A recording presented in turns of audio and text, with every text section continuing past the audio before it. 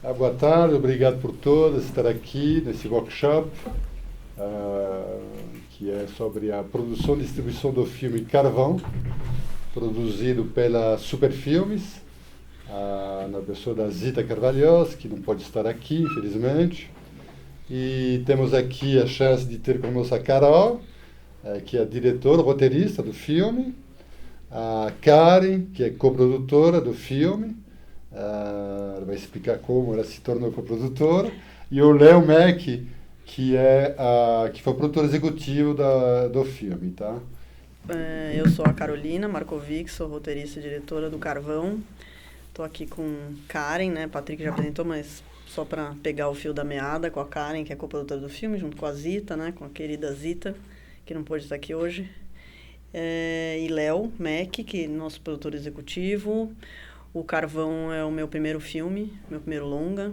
Antes dele eu tinha feito 6 curtas.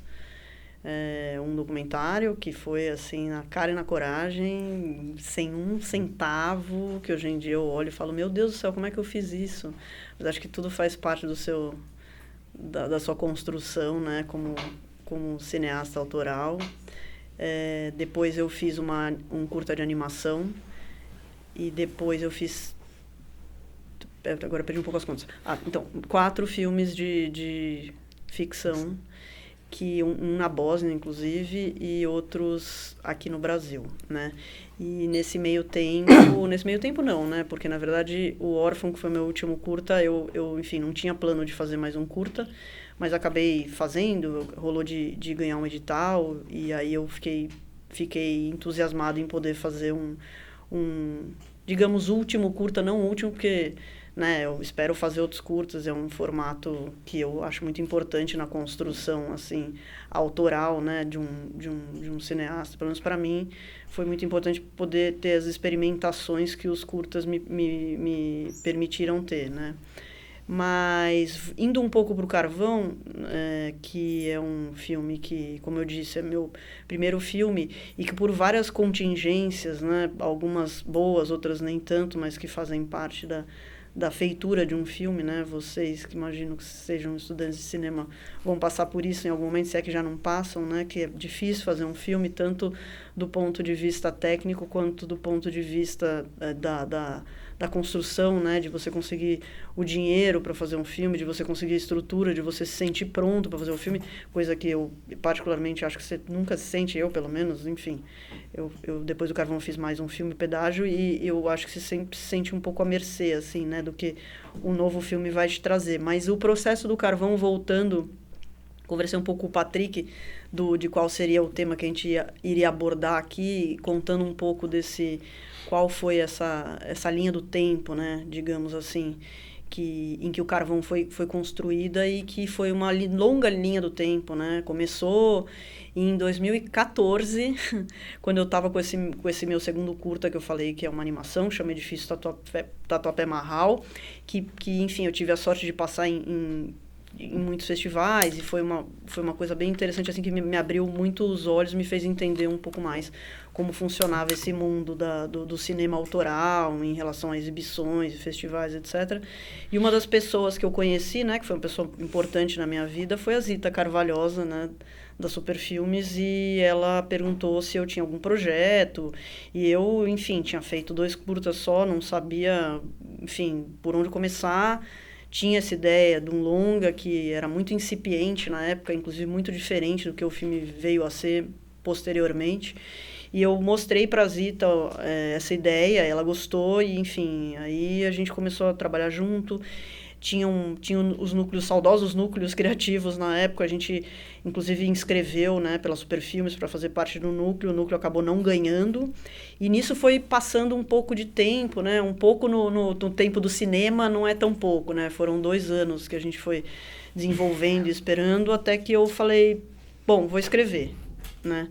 E aí comecei a escrever o roteiro, porque não queria mais esperar e, enfim, estava um pouco ansiosa, né, para poder fazer o filme. Acho que isso acomete a gente também, né? Mas aí eu inscrevi num edital da SP Cine de Doctoring, o filme acabou ganhando esse edital de Doctoring, foi uma primeira experiência muito interessante também, porque foi a primeira vez que eu tive a oportunidade de ter um consultor, o Alberto Ferrari. De novo, o filme era, assim, diametralmente oposto do que ele veio a ser, né, pra frente, né, do que ele é hoje. Muito diferente, assim, por exemplo, os atores falavam pra câmera, assim, era praticamente outro filme, né, tinha a história-chave, digamos assim, né, que é um cara que fica escondido no lugar de uma pessoa em estado vegetativo, ela tava lá, mas todo o resto era diferente, e eu digo que o Carvão era diferente, inclusive no próprio nome, né, que pode ser uma coisa banal, né, o nome do filme, mas nesse caso não é, porque o Carvão, ele, originalmente, ele se chamava Quando Minha Vida Era Minha Vida, e todo mundo achava o nome uma merda. E aí eu falei, bom, então tá, então acho que se todo mundo acha o nome uma merda, talvez seja. Vamos pensar em outro nome. Aí nas andanças do filme, laboratório de montagem e tal, uma pessoa que é uma pessoa muito querida na minha vida, Dominique Velinski, que é produtora associada do filme, etc., ela deu a ideia do filme chamar Carvão. Mas voltando um pouco, eu acho que eu pulei uma parte importante, o filme era sobre esse homem que ficava escondido numa casa, num lugar remoto, no interior, mas nunca teve carvão, nunca teve absolutamente nada a ver com carvão, era apenas essa história dessa pessoa dentro dessa casa. Enfim, tudo como é, porém não tinha carvão na história, não tinha carvoaria. E aí, buscando as locações, né, os lugares, é curioso que agora o Bruno Alfano está aqui, que é o meu braço direito, fiel escudeiro, ele, e também produtor de locação, né, do Carvão, do Pedágio, do Órfão. E o Bruno, ele buscou várias locações, entre elas essa locação que era uma carvoaria, que eu me apaixonei perdidamente e, no fim das contas, assim, em todos os sentidos, inclusive metafórico, acabou sendo, assim, encaixando de um jeito que eu não esperava e eu gosto muito disso, né, no fazer cinema, no sentido de você nunca tem as respostas para o que o filme vai te trazer, do que as locações vão te trazer, o que os atores vão te trazer. Eu acho que o imponderável e o inesperado sempre acaba sendo uma coisa que é muito interessante de levar em consideração, porque muitas vezes pode te trazer coisas muito melhores do que as que você tinha antevisto, né? E eu acho que nesse caso aconteceu isso, graças ao Bruno que achou essa locação, e aí o filme, enfim, virou uma carvoaria. Obviamente não tinha nenhuma cena na carvoaria, não tinha nada que se passava na carvoaria, porque não tinha carvoaria, e aí eu fui adaptando o roteiro ao ambiente do carvão, a tudo aquilo, e aquilo passou a fazer muito sentido, não só estético, mas, de novo, né, narrativo, metafórico e tudo mais. Né? Então, acho que essa é uma história interessante do carvão, que não era carvão e virou carvão, não tinha nada a ver com carvão, e até o nome do filme virou Carvão depois, né? O Carvão, ele teve uma mistura que eu gosto muito e que eu gosto muito de praticar, né, no meu processo, que é essa junção de atores, profissionais, experientes, com não atores, com pessoas não só que não eram atores, mas como nunca tinham atuado e sequer queriam atuar, né? Tipo, não era um objetivo. O Jean, que é o menino do Carvão, ele não é ator, ele era um menino da cidade, ele era filho, inclusive, de uma família carvoeira, inclusive ele ensinou muito a gente, assim, o modus operandi da carvoaria e... Enfim, é um menino genial, uma preciosidade, assim, uma inteligência impressionante. E ele nunca quis ser ator. E, de novo, o meu anjo da guarda, Bruno, um dia estava buscando locação e viu aquele menino. Aí o menino estava com um irmão mais novo lá, de cueca. Tá de pinguelo de fora. Mandou essa, o Jean. Aí o Bruno mandou esse vídeo com essa frase. Eu, nossa, esse menino, ele tem uma coisa fresca, né? Tem uma coisa não tem deferência por nada, né? Ele não tá querendo agradar ninguém, ele tá lá, ele tá brincando, ele tá sendo, né? Eu achei muito interessante essa liberdade do Jean. Fiz teste com muitas crianças, e ninguém conseguia, assim, no meu coração, superar o Jean, a energia que eu sentia que o Jean tinha, que era importante pro filme. E que eu acho que foi muito legal essa junção de uma Maeve Jenkins, de um Rômulo Braga, de um Pedro Wagner, Camila Mádila, com um menino que não era ator e, enfim, outras várias pessoas da cidade também que, enfim, que trabalharam no filme com papéis menores, mas que estavam lá e que foram extremamente importantes em muitos sentidos, inclusive essa mistura, né, de entendimentos de mundo e de compreensões do lugar de verdade, assim, né?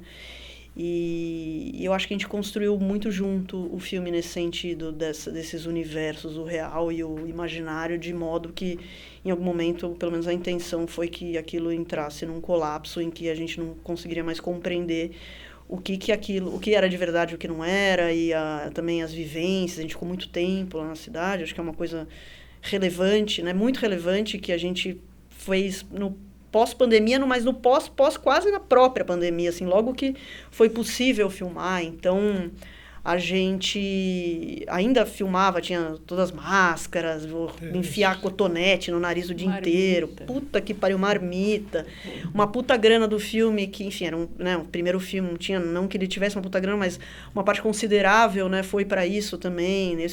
Eu espero não fazer mais um filme na pandemia, porque os meus 2 filmes eu fiz durante a pandemia, ou seja, parte do dinheiro teve que ir para máscara, um cotonete, médico enfiando cotonete em você e tal.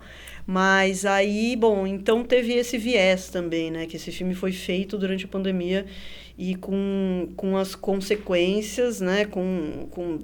De modo que ele teve muitas restrições, né?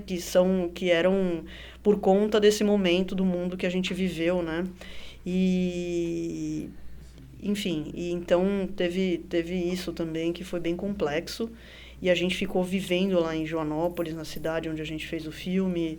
Ficamos lá meses, né, vivendo a cidade. Eu fui muito antes para lá e a gente ficou instalado lá, vivendo lá, e indo nos lugares e meio que morando junto praticamente com as pessoas da cidade, de tudo, da prosódia, dos movimentos da cidade, né, do dia a dia da cidade. E foi uma experiência incrível. Assim, eu também me cerquei com uma equipe que eu tenho muita intimidade, que era muito apaixonada pelo filme, né? Eu acho que isso é uma recomendação que eu sempre tenho quando você vai fazer um filme, principalmente um primeiro filme. Talvez seja uma recomendação que eu tenha para sempre, eu não sei, porque eu só fiz 2 filmes, mas é muito bom quando você tem pessoas ao seu lado que te apoiam e que querem muito fazer o mesmo filme que você, e que estão com você, assim, sonhando aquele teu sonho e te apoiando. E eu tive muito isso, tenho muita sorte de poder dizer que eu tive isso dos produtores e também do Pepe, fotógrafo, Marinês, diretora de arte e tal, porque era um filme de uma certa maneira complexo e é isso. Então teve essa parte, assim, que no meio de toda a loucura que é você fazer um filme, foi muito importante, assim, para mim. E também dos atores, que todos eles eu tive muita sorte de ter muito essa parceria, essa paixão pelo filme deles mesmos no processo inteiro do filme, né? O que mais eu posso falar? Acho que eu vou passar para você agora, né? Poder falar um pouco, porque eu já falei pra cacete, né? Eu acho muito legal uma coisa que você falou, que era o filme tinha a mesma essência, mas ele era muito diferente. E é legal encontrar, eu acho, dos diretores e roteiristas, né, essa paixão, de novo, quando um filme demora muito tempo para ser financiado, às vezes no meio do caminho você se desapaixona pelo filme e aí volta a se apaixonar, né? E ele vira, quer dizer, a essência é a mesma, mas ele se transforma em outra coisa. Eu acho isso muito, muito bonito do processo, né? E essa mudança toda do Carvão eu acho muito, muito bom, isso que você falou, e principalmente, né, para quem é estudante, porque as coisas demoram mesmo, para não desanimar, e às vezes pode se desapaixonar, mas depois se apaixona de novo pela ideia. E falando em paixão, eu me apaixonei pelos filmes da Carolina. E aí a gente se conheceu num festival fora, que ela estava com um filme, a gente começou eu fiquei louca pelo filme, achei muito bom, e a gente começou uma conversa assim, meio despretensiosa ou não, para falar de cinema e do que a gente gostava, o que a gente tinha como objetivo ao fazer filme, e a gente percebeu que tinha muita similaridade. E aí um dia, eu tinha certeza que a Carol era sócia da produtora que fazia os filmes. E aí eu falei, vocês não fazem coprodução? E coprodução não é uma coisa acho que um pouco mais normal hoje, né? Aqui no Brasil, mas não era uma coisa tão comum. E eu falei, bom, vocês fazem coprodução? Porque eu queria trabalhar com ela, mas ao mesmo tempo eu tenho um respeito enorme pelos produtores que já estão nos projetos.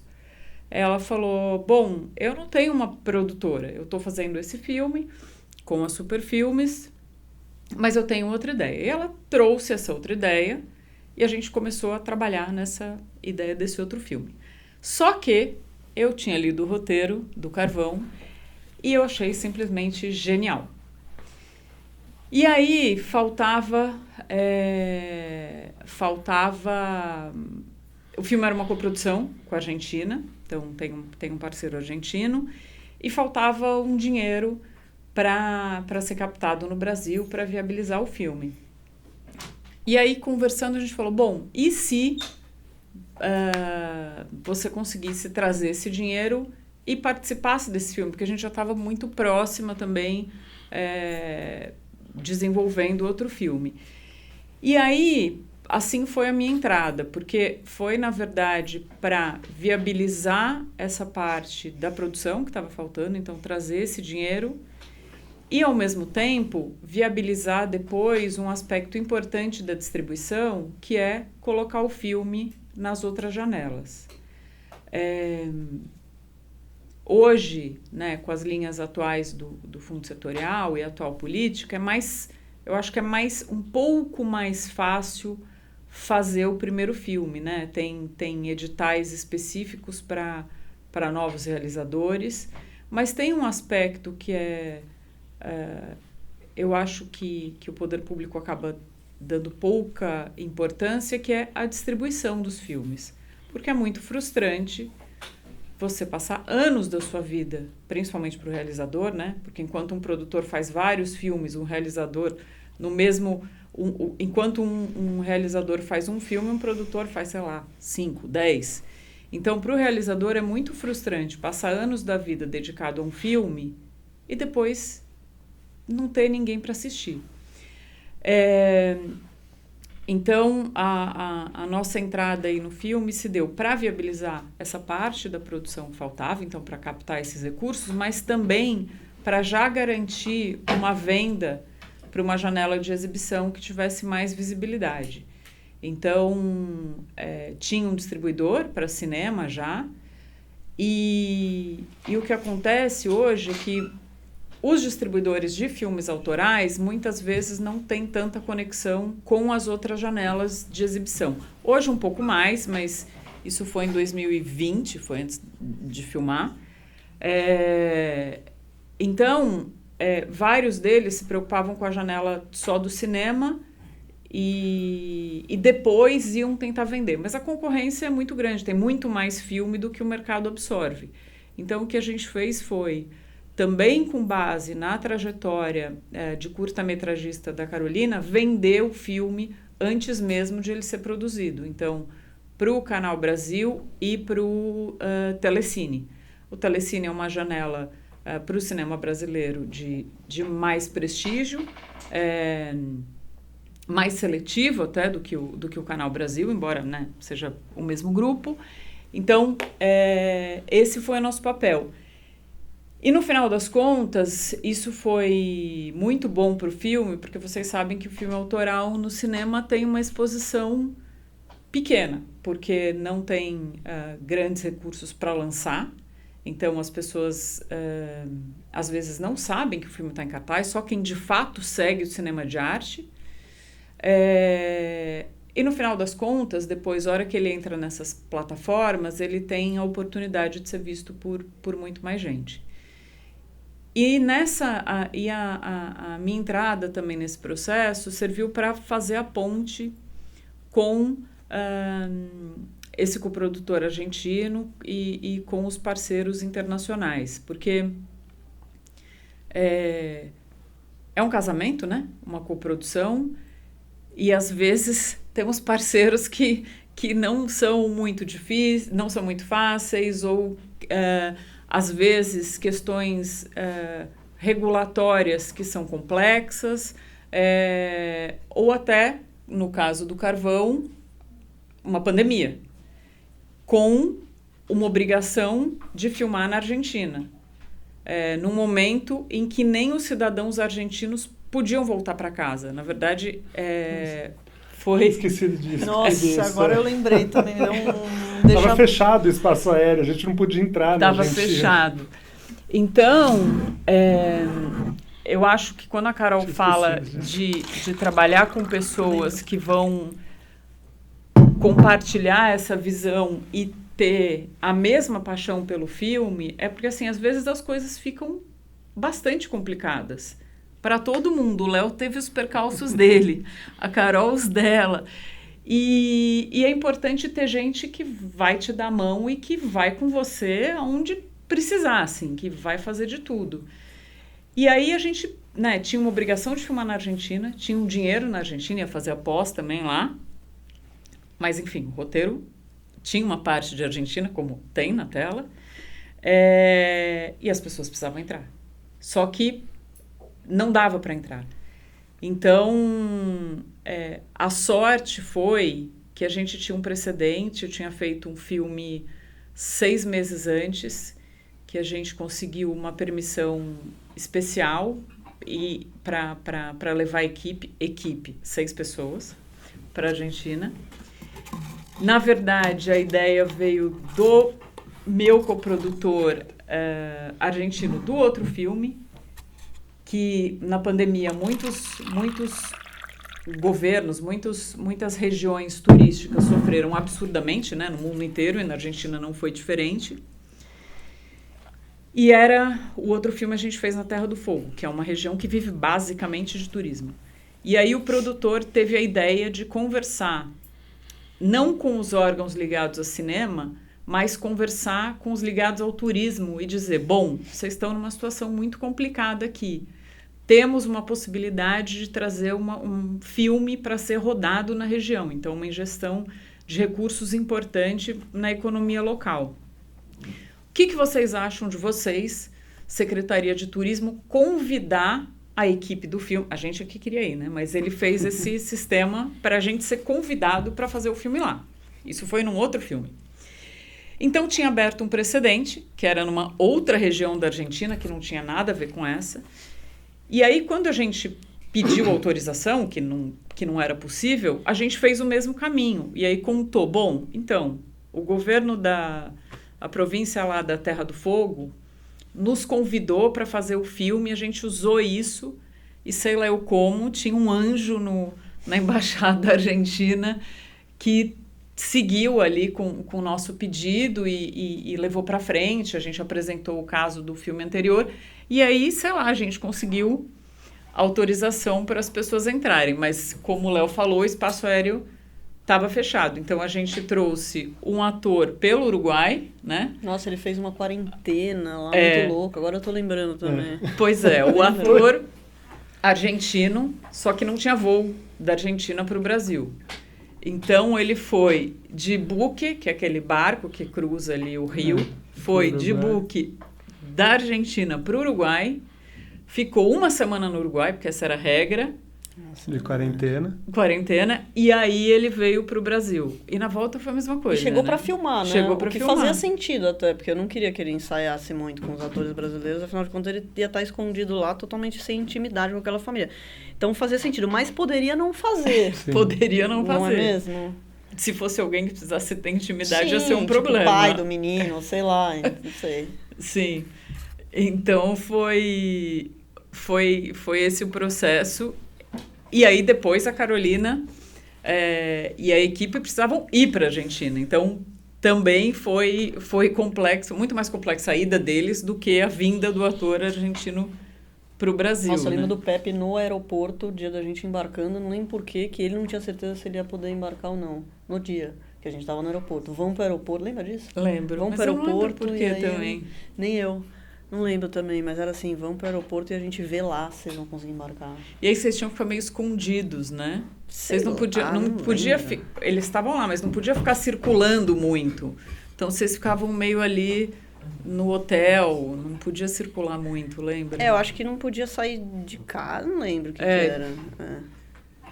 Enfim, então eles ficaram escondidos também na Argentina. Exato. Ficamos isolados na Argentina, Ficaram quarentenados. Quarentenados. E aí, esse foi o processo. Então, a nossa, né, entrada da Biônica aí na coprodução se deu nessas etapas. O filme já estava super desenvolvido pela Superfilmes, tinha captado a maior parte dos recursos. A gente veio aí, entrou no filme no finalzinho, nem tanto no finalzinho, antes de filmar, mas foi na fase final do financiamento para viabilizar. E foi muito bacana, porque a gente fez um time mesmo, depois, de produtores para tudo. Tanto na parte da pós, e aí a gente se revezava quando a gente tinha que puxar a orelha do argentino, quanto depois no lançamento e com os parceiros internacionais de distribuição.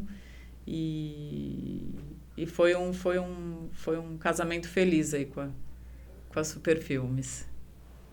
E com a Carol também, tanto é que já estamos fazendo outros. A gente tá na boda do que é? Já? Sei lá. 6 anos. Não sou ruim dessas Também coisas. não sei, mas é boda de alguma coisa de 6 anos. E o Léo também seria mais... Ela tá brava comigo A gente tá hoje. de mal dele. Eu tô magoari porque ele ia fazer produção executiva do meu próximo filme, aí um outro filme que ele já tava rolando, enfim, aí a data enquadrou e... É brincadeira. Não, ela tá brava. Não é brincadeira, não. Médio. Mas enfim, eu não posso, né? Enfim, não vou demonstrar tanto, né? Lógico. Mas, eu cheguei no projeto através da Zita. Foi a primeira vez que a gente trabalhou juntos e depois a gente fez vários outros projetos juntos, né? Mas eu já tinha trabalhado com a Zita, tanto produzindo longa quanto produzindo o próprio festival de curtas. Eu produzi há alguns anos e tal. E aí, quando chegou o projeto da Carol, né, no momento mais próximo da preparação, da filmagem, a Zita me chamou e falou, eu quero que você faça executiva. E aí acho que é importante explicar, talvez, né, qual que é essa diferença entre produção e produção executiva, que talvez não seja tão claro para todo mundo, enfim. O produtor, ele digamos assim, ele é o dono do projeto, né, no sentido dos direitos patrimoniais. Então, ele, junto com o diretor, ele desenvolve o projeto desde a gênese da ideia, né, acompanha. Às vezes o diretor faz isso sozinho por conta, porque não tem um produtor junto, mas idealmente o produtor está dentro do projeto desde o início, desenvolvendo o roteiro, desenvolvendo o projeto, e aí busca captação de recursos, busca os parceiros para viabilizar, eventualmente uma coprodução internacional, uma coprodução nacional, enfim. Desenha-se, né, pelo menos o grosso do que vai ser aquele projeto, e o produtor executivo, ele chega no momento onde você já tem esse recurso captado, né, você já tem o orçamento do projeto, e ele é a pessoa que vai gerenciar esse orçamento e vai fazer o desenho mais fino junto com a produtora, junto com o diretor, logicamente, de como vai ser esse filme. Então, como vai ser a composição da equipe, quem que a gente vai chamar para as cabeças de equipe, como que a gente vai pensar todo, por exemplo, nesse caso, né, que a gente ia filmar em Joanópolis durante uma pandemia. Então, como a gente vai viabilizar isso em termos de infraestrutura, né? A gente vai deixar a equipe hospedada onde, vai ter que ter isolamento, como é que a gente vai fazer toda essa questão, toda a questão logística de infraestrutura, enfim. E a coordenação das equipes, né? Fazer com que todas as equipes trabalhem juntas, em uníssono, no mesmo sentido, e que não haja brigas, e que não haja, enfim, o produtor executivo, ele tem muito de terapeuta, né? De ter que ficar sentando todo mundo na mesa, gente, amiguinhos, não vamos brigar, não vai morder um amiguinho, vamos pensar juntos aqui, o que a gente pode fazer para... Enfim, tem todo um trabalho de gerenciamento de pessoas, não só de orçamento, né? Não é só a planilha, no fim das contas, pelo contrário, é muito do relacionamento humano. Planilha é quase o mais fácil. É quase o mais... é o mais fácil. A planilha é o mais fácil. O difícil é sempre fazer todo mundo trabalhar junto, porque, enfim, é isso, são pessoas com experiências diferentes, ainda mais numa coprodução internacional. A gente passou agora isso, né? Eu produzi junto com a Karen, uma coprodução com a Polônia. Então, enfim, são culturas completamente diferentes, modos de se trabalhar completamente diferentes. Então, fazer com pessoas com históricos tão diferentes trabalhem juntas é sempre um desafio, mas é um desafio fascinante, né? É o que me atrai. Então, a Zita me chamou, né? Falou, Léo, tem esse projeto, é um primeiro longa, é um orçamento apertado, a gente vai filmar no meio de uma pandemia... toma, se vira e vai embora. E sai correndo. Não, tô brincando, sempre teve muito apoio de todo mundo, mas... e aí foi essa construção. E aí eu conheci Carol, que não conhecia antes, né? E eu lembro que na nossa segunda reunião eu falei, eu tenho uma pergunta muito importante, se eu não fizer agora eu nunca vou ter coragem de fazer, que é como que eu pronuncio o seu sobrenome, né? Porque eu sempre vi escrito, eu falei, meu Deus, se eu não perguntar agora, eu nunca vou saber pronunciar. E aí a gente foi construindo junto e construindo essa confiança, que eu acho que é algo fundamental, né, na relação do diretor com o produtor executivo, que é uma confiança, que é saber que, olha, eu não vou ter como tomar conta de tudo, nem eu como produtor, nem ela como diretora, então cada um confie que o outro está fazendo o melhor pelo filme, né? Então uma relação de transparência, de chegar para Carol e falar, Carol, olha, deu ruim, teve um problema, vamos pensar junto numa solução, a gente não vai conseguir aquilo que você queria, mas sei lá, a gente pode tentar isso, pode tentar aquilo, e trazer junto, né? Nunca impor, né? Falar, Carol, você não vai ter isso, acabou, não tem dinheiro para isso. Não, você quer muito isso? A gente vai ter que talvez abrir mão de outra coisa. Como é que a gente faz? Então essa construção conjunta, né, que eu acho que é super interessante, que muita gente não vê o produtor nesse lugar, mas que o produtor é muito ativo nesse lugar. Falando uma coisa, complementando o que você está falando, porque eu acho que foi muito importante ter você no Carvão, porque eu sempre... Essa coisa de você ganhar confiança, né, realmente, que quando você sente que o produtor executivo, ele realmente ele não quer resolver e ter menos trabalho, ele quer fazer o que é melhor para o filme. Exato. E dar um jeito disso. Então, eu vou citar 2 exemplos do Carvão, que o Léo foi muito importante, e eu acho que ele ganhou minha confiança aí, que foi quando eu falei para ele, Léo, eu quero ir um mês antes para Joanópolis, ficar hospedada lá. Aí ele falou para mim, não tem dinheiro. Aí eu falei, tá, mas então vamos...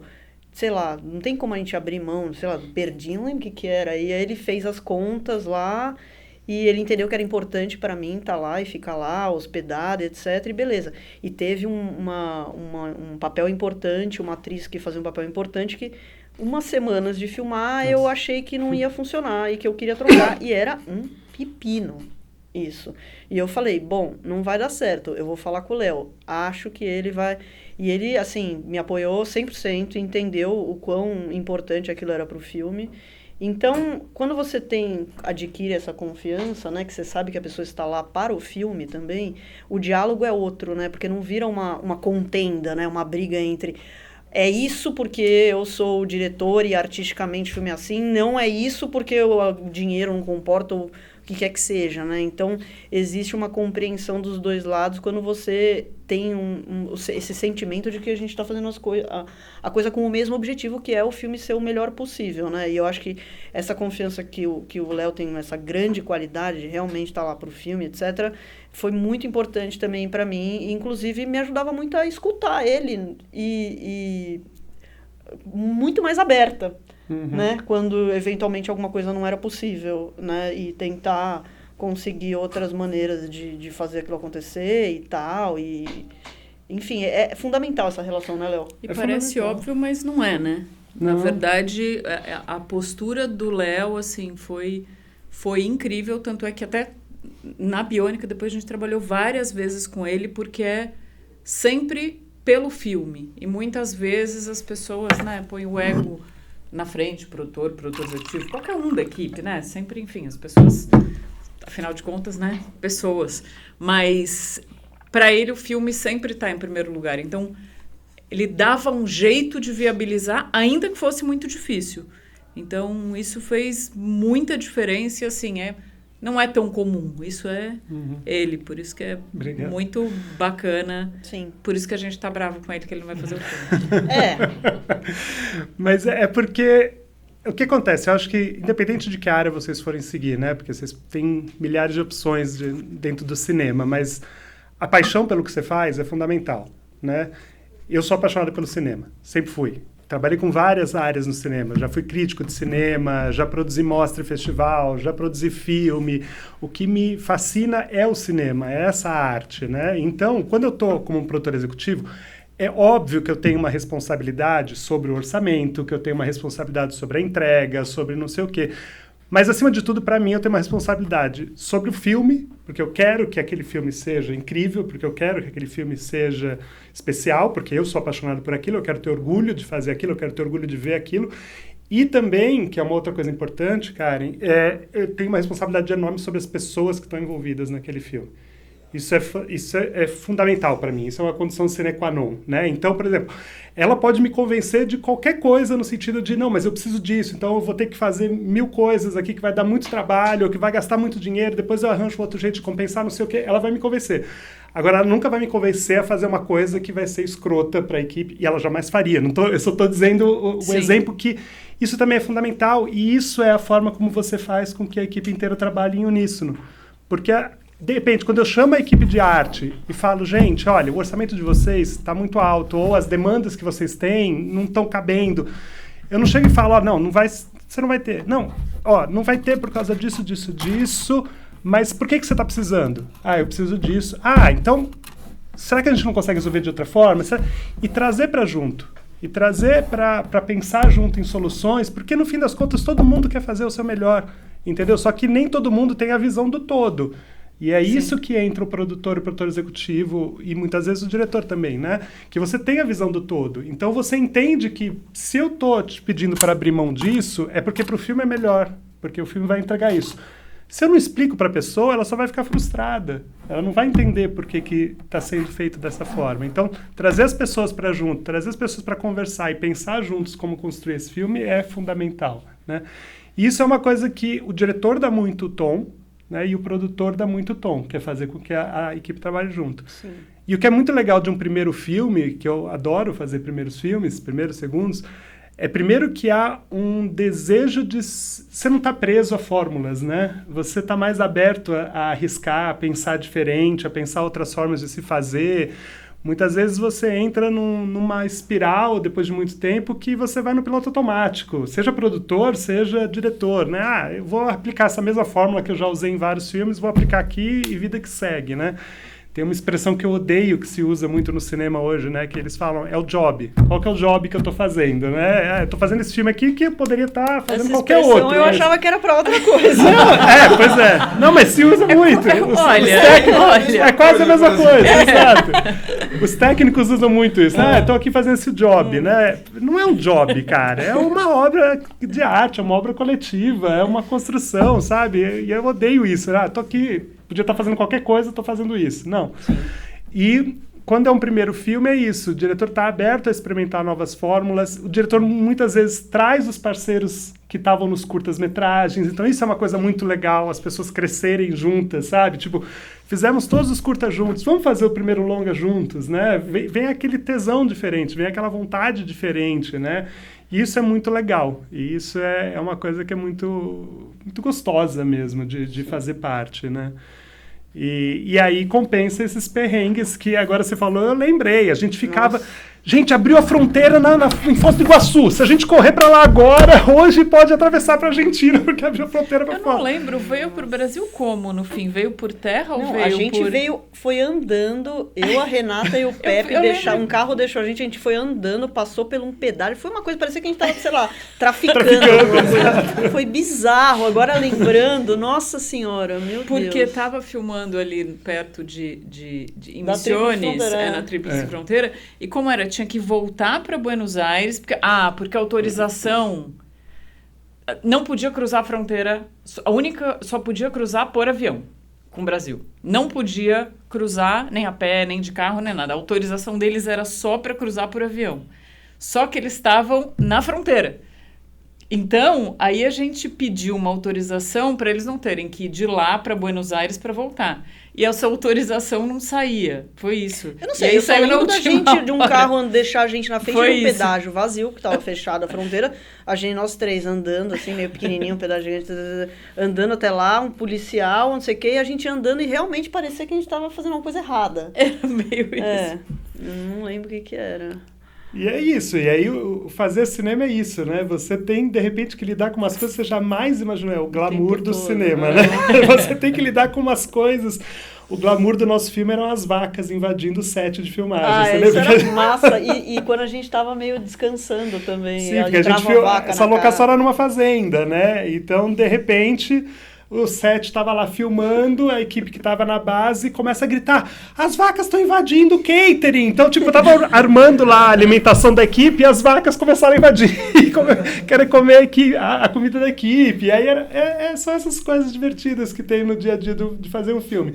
Mas que se você não está num clima gostoso, se você não está num clima que as pessoas estão realmente integradas e querendo todas o bem do filme, isso acaba tornando fator de discórdia, de brigas sem dúvida. E enfim, então esse clima do set é sempre muito importante. E que foi uma enfim, né, já fiz curtas, já fiz um outro longa e eu tenho uma lembrança assim muito feliz de como foi no Carvão, né? Eu acho que foi tudo muito, não sei, tinha uma energia das pessoas todas, de todas as equipes e tal, que era muito aconchegante. E não é uma sensação que eu descreveria fazer um filme. É o contrário, mas tinha uma coisa que andava, que funcionava, que as pessoas queriam estar lá. Era muito bom, eu tenho muito carinho, assim, de lembrar de como foi a gente fazer o Carvão, né? Eu não achei que o primeiro filme eu ia me sentir tão acolhida, assim, né? Mas eu acho que tem a ver com isso também, né? Você tá fazendo o mesmo filme do teu produtor executivo, da tua produtora, da Zita, da outra produtora e tal. Então, eu tenho muitos amigos diretores, né? E que, às vezes, tem problemas, assim, com os produtores e tal. E aí já começa daí. E pode acontecer, né? Normal, assim. Normal, infelizmente, mas... acontece. E aí eu acho que é uma coisa que vai meio que...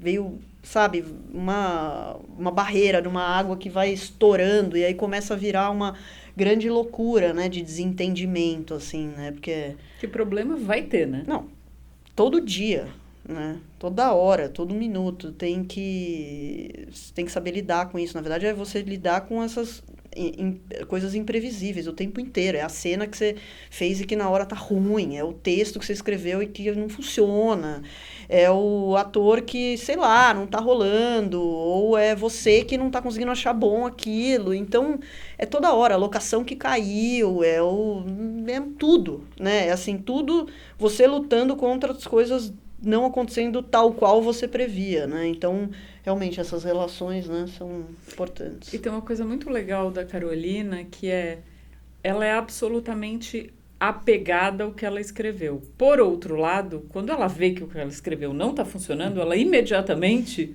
muda.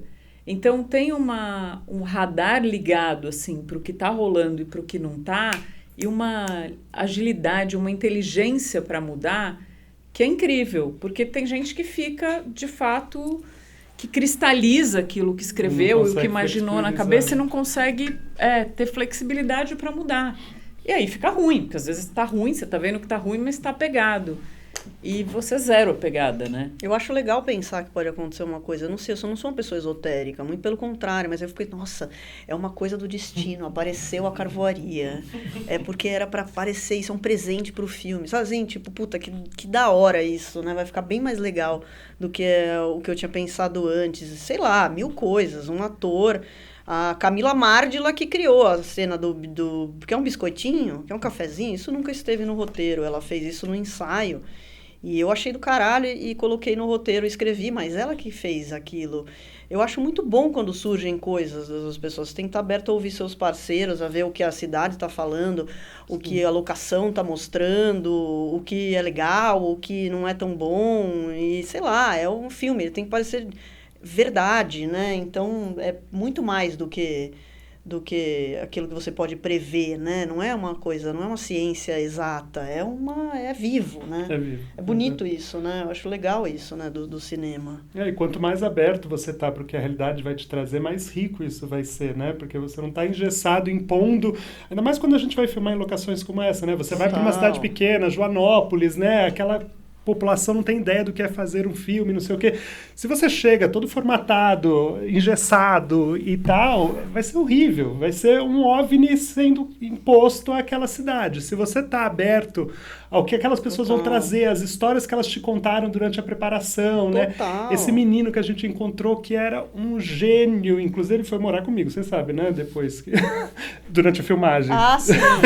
Não, porque, era um caos, gente, era muito difícil, porque a família dele era uma família muito simples e de trabalhadores, né? E eles acordavam 3 da manhã para fazer carvão e não sei o quê, e não sabiam ler, não sabiam escrever, era uma coisa realmente... E a gente precisava que o menino tivesse próximo de nós, e os pais não podiam acompanhar, e não sei o que. Chegou um momento e falei, tudo bem, ele mora comigo.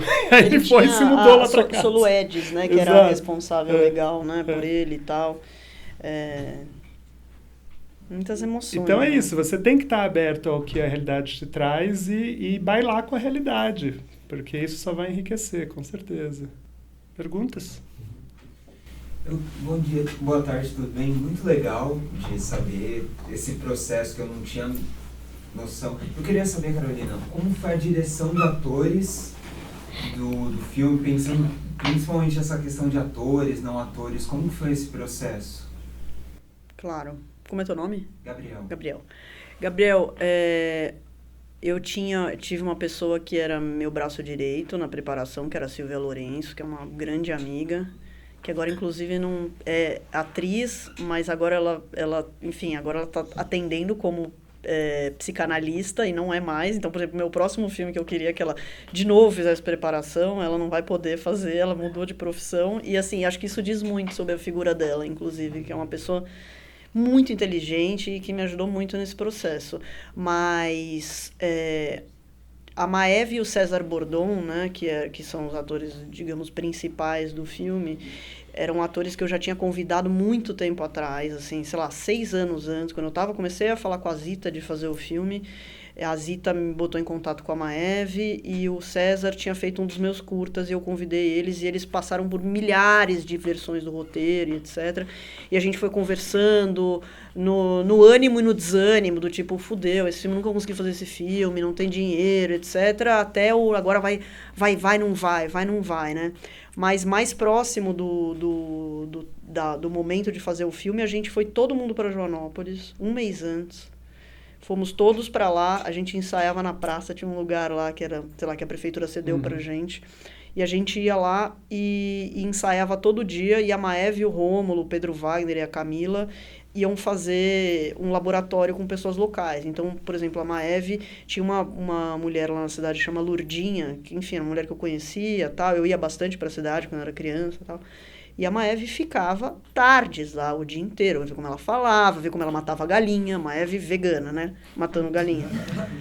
Tipo, terminou o filme, ela passando mal, quase gorfando, desesperada, né? Tipo, a galinha, nem eu conseguia ver a galinha, o pessoal matando galinha. E ela ia lá, ficava, via como ela fala, como ela se veste, como ela... Sabe, tem uma naturalização desse contato com a natureza, de você estar o tempo inteiro com terra, de você estar de boné, porque tem sol pra cacete, sabe? Tem milhares de detalhes, assim, que a gente foi absorvendo estando no dia a dia lá. Então, o Rômulo acordava domingo, ia pra igreja, ia na missa, ver o que o padre estava falando, como que a pessoa estava lá sentada no banco do lado. Então, a gente fez esse laboratório diariamente. A gente ia e saía com as pessoas de lá, ia para casa das pessoas que a gente, né, conhecia e que nos deram essa abertura. Então, a gente ia lá e via ela fazendo uma galinhada, e via matando a galinha, e como falava, e conversava, e etc. E foi assim com os atores profissionais.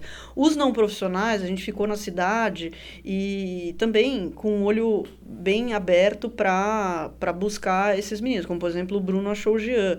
A diretora da escola, né, que fala para ele o negócio da cocaína, da Maeve, uma hora, por exemplo, era mãe de um menino que foi fazer o teste pro Jean. Ela não era atriz, não queria ser atriz, não tinha nada a ver com isso, ela simplesmente foi levar o filho a fazer um teste. E a gente gostou dela. Tipo, quer fazer um teste? Quero. Eu achei ela maravilhosa. A cabeleireira, a Kim, era minha cabeleireira da minha infância, porque eu sou do interior, sou de Bragança, né? Então, assim, foi uma mistura. E aí, com essas pessoas, eu tenho um jeito um pouco diferente de preparar, entre aspas, os atores, que eu ensaio mais, e os não atores ou criança, eles não leem roteiro e são poucos ensaios. Então, eu meio que vou contando para eles qual é o texto, etc., até achar que tá legal, que é por aí, mas sem estressar tanto o ensaio, né?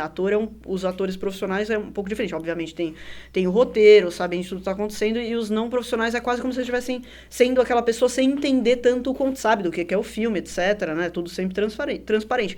Mas sem entender tanto aquele contexto narrativo, para ter aquele frescor, assim. Então, o jeito que eu gosto de trabalhar é um pouco diferente com os atores profissionais e com os não atores, né? Os não atores, eles estão fazendo aquela cena. Estão sendo aquela pessoa que realmente só aparece, a cabeleireira que vai oferecer a calcinha da pamonha pra Irene naquela hora, e é isso. É isso que ela vai fazer no filme, não tem por que ela ter tanta...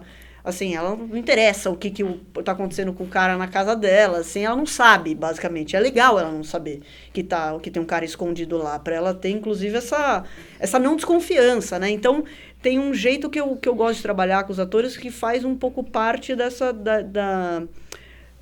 existência de cada um deles no próprio filme, né? E os atores, é isso, ensaia, tá bom quando tá bom. Ainda não tá bom, o texto não tá bom, vamos pensar em outra coisa, vamos mudar, ou tá ruim, agora não vamos falar nada, vamos mudar aqui, ou então, não é essa cena tá ruim, vamos refazer, é mais, é menos.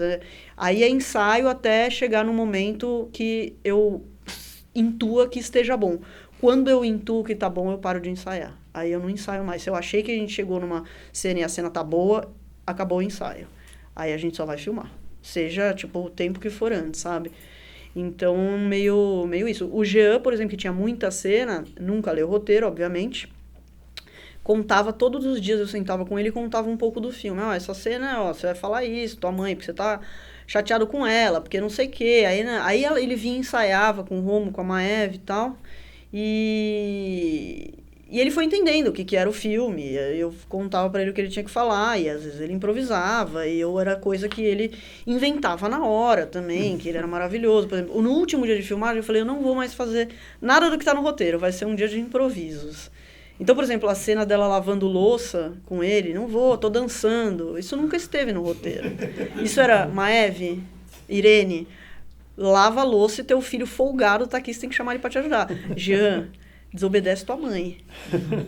Era isso, e mais nada. E câmera por meia hora neles. Era isso, entendeu? Então, assim, eu experimentando coisas que eu achava que estavam funcionando porque, tipo, era uma atriz brilhante com um moleque brilhante. Então, achava que estavam funcionando. Talvez não funcionasse numa outra configuração com outras pessoas. E assim era também ele e o César Bordon jogando futebol. Só tem lobisomem aí, é horroroso. Isso daí, óbvio que não estava no roteiro. Não teria como estar no roteiro. E ele ia lá e fazia, ao mesmo tempo que ele falava várias coisas também. 80% das coisas que estavam no roteiro e ele conseguia, sei lá, absorver aquilo e colocar para fora de um jeito que me soava muito natural. E é isso, né? Ele também trazia... O não ator traz coisas pro ator, o ator traz coisas pro não ator. Eu sempre sinto um pouco isso, assim. Claro, cada filme é um filme, cada diretor é um diretor, né? Cada linguagem é uma linguagem. Mas na linguagem que eu queria, que era essa linguagem naturalista de atuação, eu sentia que funcionava bem esse jeito de trabalhar. Vou perguntar, porque vocês falaram um pouco por cima como foi a distribuição do filme depois, que foi... pelo que entendi, foi mais focado tipo, na telecine em si e coisa assim. Mas, porque vocês falaram bastante como, tipo, as pessoas tinham que ir atrás pra achar os... Não, no geral, as pessoas têm que ir atrás. Tipo, vocês focaram mais no cinema? Ou foi mais um negócio, tipo... Porque você comentou bastante que as pessoas acabam chegando em um público maior quando você coloca na telecine, por exemplo, serviço, assim. Vocês focaram mais no cinema, mais nessa parte de um serviço disponibilizado? O foco dos filmes autorais é sempre a janela de cinema, né? Então, acho que ninguém faz filme, tirando quem faz filme para streaming, tá pensando na TV ou numa plataforma. Então, o objetivo era o cinema, sempre, desde o começo. Mas a gente sabe que por várias razões, entre elas o alto custo de lançamento de um filme, a pequena oferta de salas, o Brasil tem um parque exibidor que é relativamente pequeno, com uma predominância dos filmes americanos, os grandes filmes de estúdio, né, que ocupam às vezes 95% do parque exibidor. Então, sobra muito pouca sala para o filme autoral. Então, às vezes, uma vez a cada 1000 anos, aparece um Ainda Estou Aqui e, de fato, disputa o espaço com um filme, com um blockbuster americano. Mas isso é muito raro. Os filmes autorais normalmente fazem um público pequeno. E quando a gente pensa numa carreira, na trajetória do filme, o objetivo não é só fazer o filme, é que ele seja visto. Então, o produtor e o diretor querem que ele seja muito visto ao longo, para sempre, né, na verdade. Então, o Carvão foi filmado no meio de 2021. Esse ano teve uma mostra da MUBI dos filmes da Carol e foi gigante. De novo, parecia que estava relançando o Carvão, né? Sim. Então, o objetivo é que as pessoas continuem vendo o filme. E quando a gente lança o filme no cinema, não sei se vocês sabem disso, mas a gente programa uma data para lançar. E aí, bom, os filmes são sempre lançados numa quinta-feira. O ano tem 52 semanas. Então, todo filme, quando vai ser lançado numa quinta-feira. Só que não existe você lançar, só ter o seu filme naquela quinta-feira sendo lançado. O Brasil faz mais de 300 filmes, estava olhando hoje o número de CPBs, de Certificado de Produto Brasileiro, de longa-metragem feito ano passado. São quase 400 filmes. São 52 semanas, assumindo que cada semana, nem todos os filmes vão para o cinema, mas assumindo que eles fossem, seriam 10 lançamentos por semana. Então, tem uma concorrência muito grande, com poucas salas abertas para o circuito autoral. Então, o que acontece é que o circuito autoral é muito pequeno e os filmes são lançados. Tem um diretor que deu uma imagem ótima para mim, que é tipo um lançamento de foguete. É aquele centro de controle da NASA. Pode ser que no dia do lançamento, tipo, o foguete exploda e você perdeu aquilo. Isso é real, porque se é um momento onde você tem, sei lá, você lança um filme em janeiro, vem uma chuva daquelas que alaga São Paulo, no dia seguinte as pessoas estão com medo de sair de casa e você se deu muito mal por um evento climático. Então, os filmes acabam saindo do cinema muito rápido. Se a gente depender única e exclusivamente da sala de cinema, e no caso dos circuitos dos filmes autorais, às vezes eles são lançados em 10 salas, ou quando um filme autoral é lançado em 50 salas, 100 salas, você fala, já é muito. Quantas pessoas vão ver o filme sendo lançado num circuito pequeno? Poucas. O cinema é caro, às vezes é difícil o acesso. Então, a gente faz o lançamento em cinema, mas o objetivo é que mais gente veja. Felizmente, de uns anos para cá, a gente pôde contar também com as salas da SPCine. O circuito da SPCine é acessível, né? As pessoas têm condição de entrar para ver um filme, não tem que pagar o preço que uma sala de cinema normal cobra. Estão em áreas mais acessíveis para a população que tem menos acesso, então a gente pode contar também com a exibição do filme nessa janela. Mas depois que ele sai do cinema, a gente quer que as pessoas continuem vendo filmes. Caso contrário, teríamos ali um único mês para as pessoas verem. E claro que elas podem procurar para alugar num TVOD, né, no Google Play, ou na Claro TV, ou qualquer uma dessas. Mas assim, com a oferta de filmes que tem nas plataformas, dificilmente a gente vai ver as pessoas pagando para alugar um outro filme. Então, quando a gente faz essa estratégia de disponibilizar o filme em uma TV por assinatura ou uma plataforma de streaming, é para que de fato ele seja mais acessível, ele seja acessível para um público maior. Nesse caso especificamente do MUBI agora, o filme ainda está no Telecine e no Canal Brasil com exclusividade, mas o MUBI fez uma proposta para fazer um especial da Carolina, que é uma coisa muito bacana, pouco comum para os diretores brasileiros, muito pouco comum, para talentos brasileiros, não só diretores, atores também, né? Muito pouco comum. E aí, o Telecine e o Canal Brasil foram muito gentis de abrir mão dessa exclusividade por um mês, em troca da promoção também que o MUBI faria para o Carvão.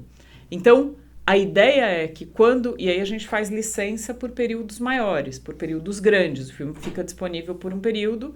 Quando essa licença vence, a ideia é que a gente venda de novo para que o filme continue disponível para as pessoas que querem assistir. Né? Não sei se vocês já tentaram, às vezes, procurar um filme antigo. Tem filme que não está acessível, que a gente quer assistir, é muito difícil. Então, o objetivo é que o filme sempre esteja disponível em alguma janela para que o público possa encontrar. Mas a prioridade é cinema, é o lançamento em cinema, Sim. né? Você faz o filme, você lança a estreia internacional, festival, circuito de festival, que é um negócio que dura aí, sei lá, 1 ano, 2 até às vezes, e nesse meio tempo a estreia no cinema que é a prioridade, mas óbvio, depois que sair de cartaz, você quer que o filme continue em algum lugar, né? Então... Eu ia comentar justamente isso da importância do circuito de festivais também, principalmente sim. do cinema autoral e para primeiros diretores, porque é isso, a gente tem, ao contrário do circuito de salas de cinema, a gente tem um circuito de festivais muito grande no país, né? E tem muitas cidades que o único acesso ao cinema que tem é durante festivais ou mostras que são itinerantes, que constroem uma tela para exibir o filme, não tem sala de cinema naquelas cidades.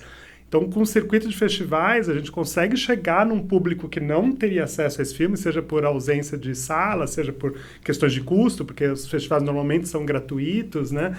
E também cria justamente o interesse, o buzz em torno do filme para quando ele for lançado comercialmente, né? Então, o fato do filme ter estreado num grande festival lá fora, ou ter ganhado prêmio aqui no Brasil e não sei o que, isso também é um chamariz para que depois as pessoas possam ir ao cinema, né? Então, gera o boca a boca.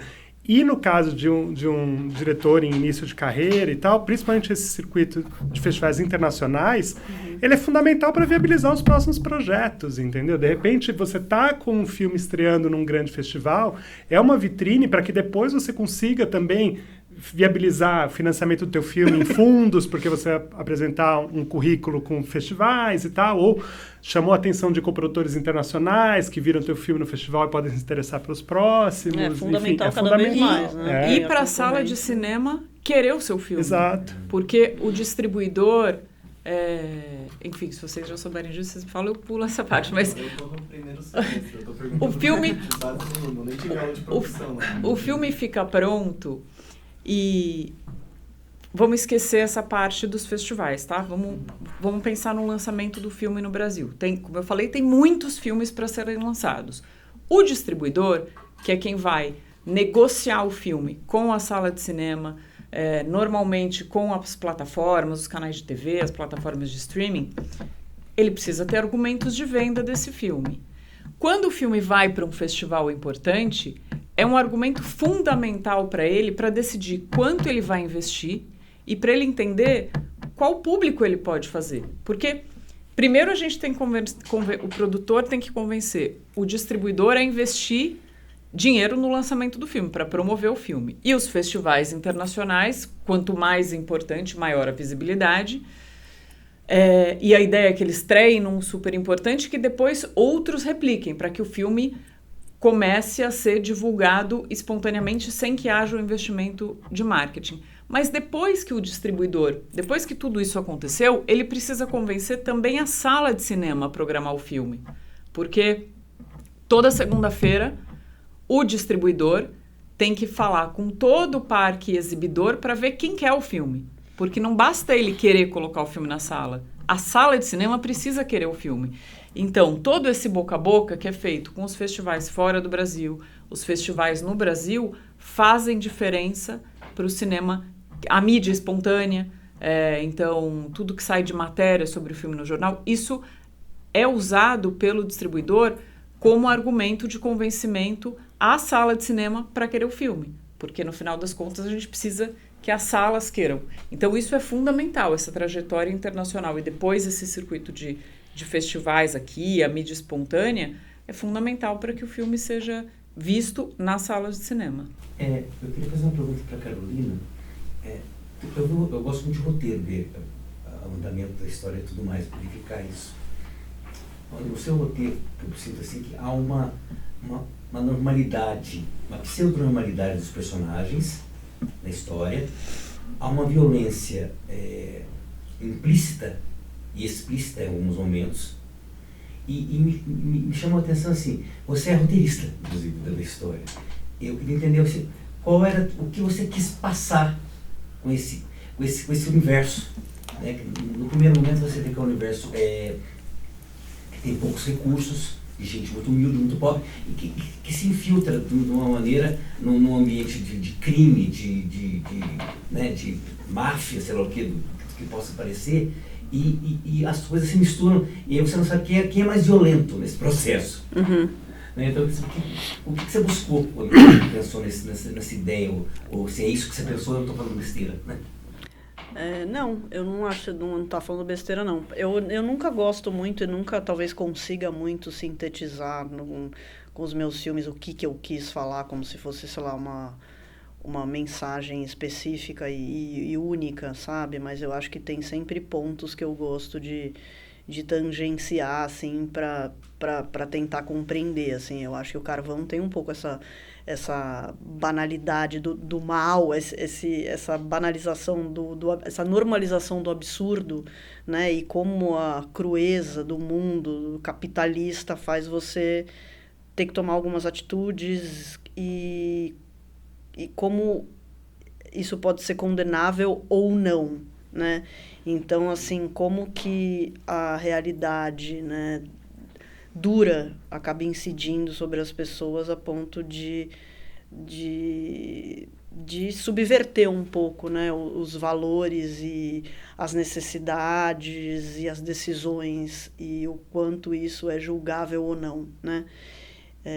Para mim era importante colocar um pouco essas questões da hipocrisia humana também. Eu cresci no interior, então era muito impressionante também você ver alguns conceitos que vinham muito assim da religião, né, de tudo é possível contanto que é para Deus, ou sabe assim? Então tinha algo que sempre me assombrou de uma certa maneira que eu queria falar sobre, e eu acho que todas essas questões assim, elas estão juntas lá no Carvão e para mim faziam muito sentido naquele momento, né, que a gente estava saindo de uma pandemia, onde, sei lá, tinha CEO da Prevent Senior falando óbito é alta, mas que isso daí foi criado, eu pensei nisso muito antes, né, então tinha uma certa temporalidade para mim nessa banalização, assim, do absurdo, nessa normalização da violência, né, que eu acho que a falta, eu acho que a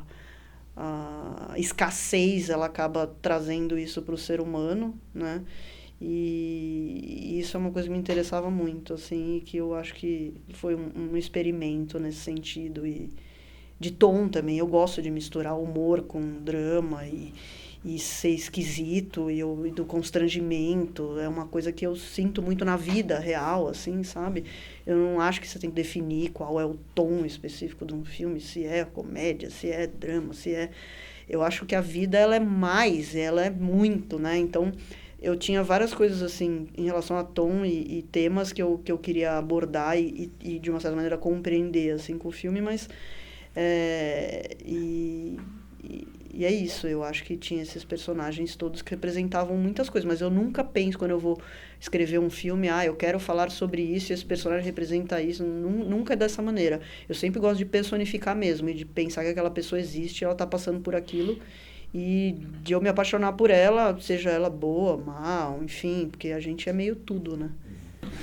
Mas é curioso, só rapidinho, porque uma coisa que sempre me chamou muito a atenção nessa sensibilidade da Carol, e que eu acho que é isso, você tem uma história que você quer contar e você tem a tua vida. E a tua vida, a tua experiência pregressa, ela atravessa consciente ou inconscientemente qualquer história que você queira contar, né? E para mim sempre foi muito claro que o fato de você ter crescido no interior, né, de uma realidade que são cidades pequenas, atravessadas pela religiosidade, atravessadas por uma certa hipocrisia como que o vizinho está olhando para mim, o que ele está pensando sobre a minha família e não sei o quê, tarará, que é muito típico, né, dessa...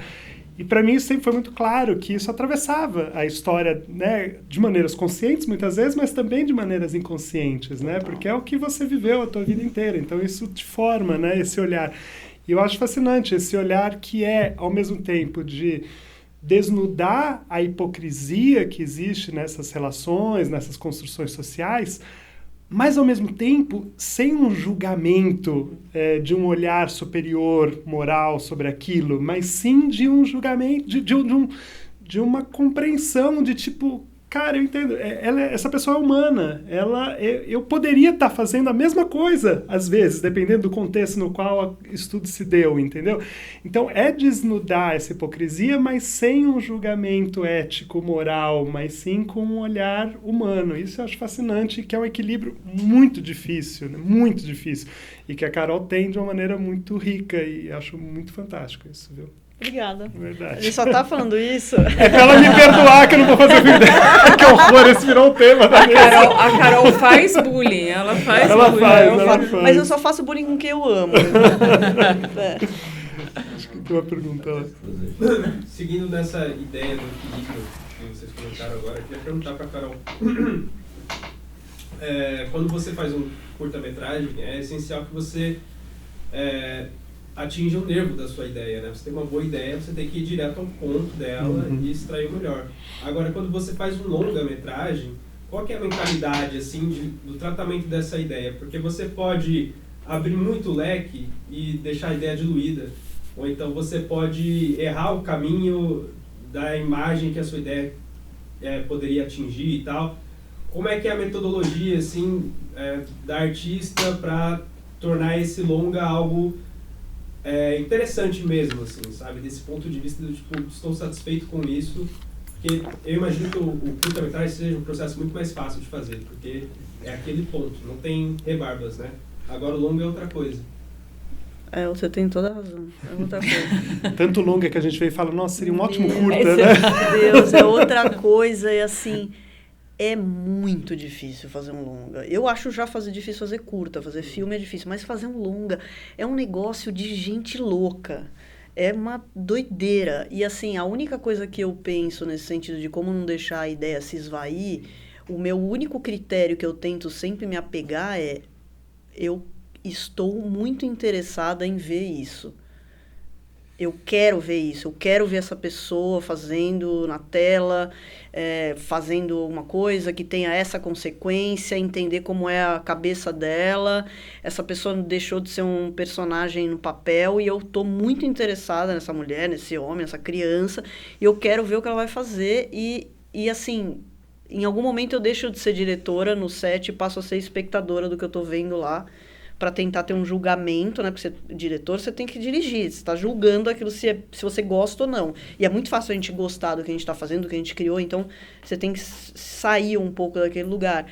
E então, para mim, o único critério, se a ideia se esvaiu ou não, porque pode ser tudo, você pode fazer um filme sobre qualquer coisa, de qualquer maneira, e pode ir para qualquer lado. Então, o meu critério é sempre, eu estou interessada nisso, nesse rumo que essa história está tomando, que essa pessoa está fazendo, se ela matou alguém, se ela se matou, se ela se jogou da não sei o quê, se ela tacou uma Coca-Cola na cara.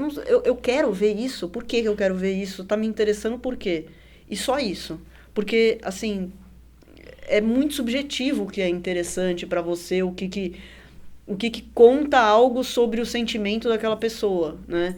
Então, eu preciso estar apaixonada por aquilo e querendo assistir aquilo e querendo ver aquilo virar imagem. Hoje a gente estava fazendo reunião do nosso próximo filme, o que o Léo não vai fazer.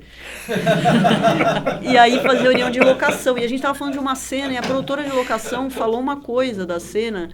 Não falou da cena, mas ela falou uma coisa da locação que eu falei, meu Deus, pronto, já virou, né? Virou, agora tem que ter isso na cena. Eu me apaixonei por aquela imagem que ela falou que tinha que ter a locação, tal. E agora eu não sai da minha cabeça, então eu tô apaixonada, eu não vejo a hora de fazer aquela cena, sabe? E assim, é uma micro cena do filme. Só que eu quero muito ver aquilo, eu tô apaixonada por aquilo. Você tem que estar apaixonado pelo filme que você tá fazendo. É isso, se você não tiver, tem alguma coisa errada. Um Uma pergunta que veio agora com você falando disso, do que você quer ver e tal. Vocês mencionaram que você teve, tipo, esse último dia de gravação que vocês só gravaram improviso. Alguns improvisos vieram dos atores, né, que nem o negócio do biscoito que você falou, e veio deles, mas, tipo, por exemplo, você falou do improviso do Bela lavando louça. De onde que veio essa ideia, assim? De onde que veio? Foi só um negócio, tipo, você deu instruções do improviso, tipo, é isso e é isso aqui? Ou foi mais um negócio de, tipo, esse dia vocês decidiram meio que ver, ou tinha alguma ideia já meio consolidada? Não, eu nunca dou instrução de improviso. O que acontece é, por exemplo, do biscoito não foi no dia do improviso. Do biscoito a gente estava ensaiando a cena dela, da Maeve e da Mardila, e aí era uma tensão, né? O velho tá lá, o velho não tá, o que tá acontecendo? Aquela coisa tensa. E aí ficava aquele silêncio tenebroso, que ninguém sabia o que falar, e a Camilinha tinha uma paçoca no catering lá na hora. Aí ela pegou a paçoca e falou, tem um biscoitinho? Um biscoitinho? Vai fazer um cafezinho? Aí eu, nossa, curti. Vai virar roteiro. Então, assim, tem muita coisa que veio nos ensaios. E tem coisa que vem no ensaio, tem coisa que eu queria que, assim, tinha uma relação meio, assim, de amor, mas ao mesmo tempo de muita fricção, né, entre a Irene e o filho, o Jean, né, porque era um menino que cada vez mais estava mais mal criado, e, enfim, era mais rebelde, né, até, né, por um motivo bem plausível, aliás, e tudo estava acontecendo e tal. Então, eu queria que tivesse, assim, uma tensão entre os dois, uma tensão cômica, né, óbvio, né, então, foi isso. Eu falei pra Maeve que ela estava lavando louça, que ela pediu pra ele ajudar ela, e eu falei pra ele, ela não sabia o que eu tinha falado pra cada um, e eu falei pra ele que ele não ia obedecer a mãe. Era isso. Quem decidiu subir e falar, tô dançando, foi ele. Eu não falei isso pra ele. Aí ele ficou lá, mas ela falou assim, menino burro, vai tomar banho. Eu não vou tomar banho, não. Isso tudo foi eles que falaram na hora. Assim como, por exemplo, quando a Maeve estava levando ele pra casa da Camila, quando eles chegaram da escola, no final quando eles estão descendo, o Jean e subia, não tinha diálogo essa hora. E eu falei pra eles, falem o que vocês quiserem. Ele falou, você fez a lição? Não fiz. Aí na hora que eles... Aí chegou lá, tinha o diálogo deles, não sei o que, veio a Juraci, a mulher do posto de saúde, a Aline Marta, maravilhosa. E aí quando eles estão descendo, a Maeve virou, assim, também não tinha instrução nenhuma. Ela virou e falou assim, que história é essa que ele tem lição e você não tem? Estão na mesma classe. Não, porque a professora não sei o que quer virar menino burro. Isso não tinha também. Isso eu ouvi lá de longe, eles estavam lá longe. Então, assim, eu tenho um método também que eu não corto. Eu gosto de deixar os atores assim, e agora? Porque eu acho que tem essa coisa do tipo, e agora? É uma coisa quando você tá com uma pessoa jantando, que você não tem tanta intimidade, ou que você tem, não tem mais o que conversar, o que você fala? Sabe? Isso, pra mim, é vida real, assim. Às vezes surgem coisas incríveis. Então, eu faço muito isso. Eu não corto a cena, assim, quando ela acaba. Eu deixo rolar. E eu acho que surgem coisas incríveis quando você tem pessoas incríveis, né? Como eu tive a sorte de ter aí no filme. Então, tem maneiras e maneiras de improvisar. Agora, eu dificilmente eu chego e falo, faz aí, agora improvisa. O máximo que eu faço tem a cena, tá rolando, etc. Não corta, e fica um ator olhando pra cara do outro, lá alguma coisa tem que acontecer. Né? Isso acontecia muito no filme, muito mesmo. E aí tinha outras coisas que eram improviso, mas eram menos improviso, como, por exemplo, sei lá, os dois estão sentados na frente da carvoaria, que é uma cena que tá no filme também, e eles não falam nada. E isso era uma cena que não estava no roteiro, e eu falei, vocês estão sentados na frente da carvoaria, né? Amanhã vai ser o dia que vocês vão matar o traficante. Se vocês quiserem falar uma coisa, vocês falam. Se não quiserem, não falam. E também coisas que pessoas muito geniais, como, por exemplo, o Jean fala, vai me dar carne do pescoço, quem come pescoço é cachorro. Não estava no roteiro isso, ela deu a carne para ele comeu, achou duro e resolveu falar que era o osso e que era do cachorro que estava doce. Tipo, assim, não tem roteiro possível para dar vazão a esse menino, né? Então, assim, era foda, porque é muita sorte também, né? O menino era muito foda, ele era... Ele entrava no personagem. A Maeve fala isso. A Maeve fala que o Jean é a melhor criança que ela já trabalhou na vida dela. E porque ele entende qual é o personagem dele. Ele entende. Você não precisa falar pra ele que olha, agora você vai falar alguma coisa, que como se você estivesse achando que tem uma coisa estranha rolando no quarto. Ele sabe quem é o personagem. Então ele fala, eu não vou agora, porque o gringo que chupou o limão deixou aí. Botou a culpa no gringo. Não era ele. Mas, assim, ele entende quem é ele no filme. Então, acho que a partir do momento que o personagem, o ator, o não ator, etc., entende quem é aquela pessoa do filme, né, o personagem mesmo, ela é capaz de fazer várias coisas que você não tá esperando. E isso eu acho foda, isso eu curto muito, assim, o momento que isso acontece puta, é legal demais, né? Pra mim, a melhor parte de fazer filme é essa. E ela não corta mesmo. Toda semana o logger chegava e falava, Léo, tá acabando os HDs, cara. Eles não tiram o dedo do REC, Léo. Era toda semana o assunto. Mas é bem melhor do que quando era película também. Assim, É verdade. Lógico. Continuista também enlouquece. Se fosse película, daí eu não ia poder filmar tanto desse jeito, Ia ter obviamente. Exatamente. Enfim, alguma coisa boa Os no ônus e os digital, bônus, exatamente. Exatamente, pois é. Não, continuista... Enfim, também a cada hora eu filmo de um jeito, aí muda, é bem caótico. Mas é isso, tem maneiras e maneiras, e acho que são filmes e filmes, né? E a gente vai fazendo filmes e cada filme requer alguma coisa diferente, cada filme que você fizer, com os atores, com a história, cada um vai pedir também coisas, né? Do mesmo jeito que surgem coisas que sim, surgem coisas que não, e cada um tem, sei lá, um método diferente que você vai usar, que vai funcionar mais, que vai funcionar menos, dependendo também de com quem você está trabalhando, quem que é o fotógrafo que você está trabalhando, quem é o ator que você está trabalhando, quem, sabe, o cara, diferente de fazer um filme com o Pepe, que é esse fotógrafo fez Carvão, que vai fazer o próximo filme, que é um cara que é meu amigo, que mora aqui em São Paulo, que vai desde agora comigo ver a locação, do que um cara que é um, sei lá, um francês que tá no filme que também é legal, né, mas que vai chegar, sei lá, 3 semanas antes de você filmar, e aí você vai ter que decupar tudo correndo, também é bom, mas é diferente, você vai ter que entender as necessidades de cada filme, né, Léo, você que faz... Né, vocês também, né, que fazem muita coprodução, tem também as idiosincrasias da coprodução e as coisas que a gente tem que, enfim, concessões, na real, né? Entender o que é melhor em cada cenário, porque tudo não terás. Né? E mesmo quem faz filme muito rico, fala isso, né? Então, tipo, sei lá. Obrigada, gente. Obrigado.